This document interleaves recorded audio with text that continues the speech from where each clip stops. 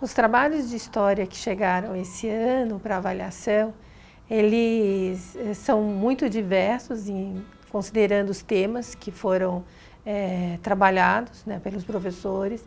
mas existe mais uma grande quantidade deles privilegiou o tema da história da África. Talvez por conta da legislação que foi implantada desde 2003, que estabeleceu como obrigatoriedade, talvez porque 10 anos da lei, talvez os professores tenham, né, já ganho alguma experiência maior para poder efetivamente investir, né, em trabalhos sobre história da África e dos afrodescendentes. Mas isso também não explica, porque a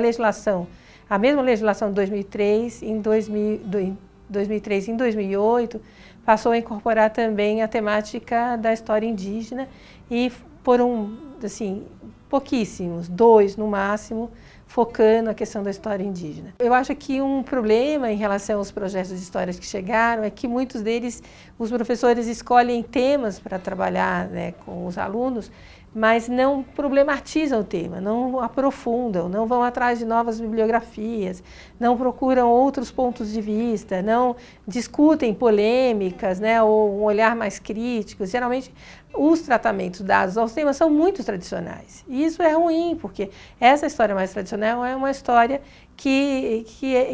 é mais de consolidar, mais disciplinadora, mais de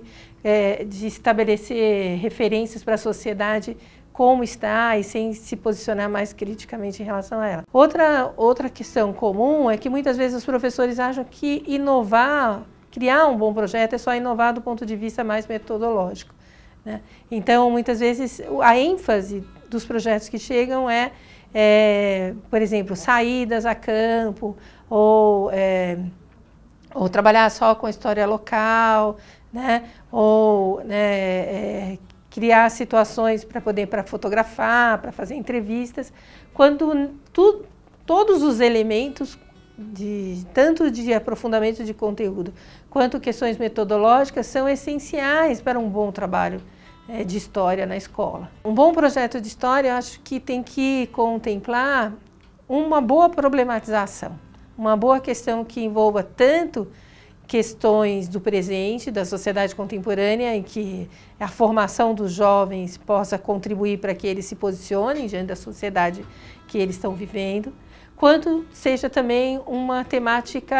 ampla historicamente e que a história possa contribuir para que as questões contemporâneas possam ser entendidas dentro de uma dimensão humana, de uma dimensão de grande temporalidade histórica. Outro ponto importante é que o professor considere o conhecimento que os alunos possuem em relação àquele problema que está sendo enfocado, ou seja, precisa conversar, precisa levantar o conhecimento, as hipóteses que eles têm, as informações, mesmo sejam os valores que a sociedade contemporânea passam para eles, tem que ser levantado para poder o professor saber onde vai intervir, o que vai discutir, o que vai problematizar e para deixar as crianças, né, os alunos em conflito, para poder ampliar o que eles sabem.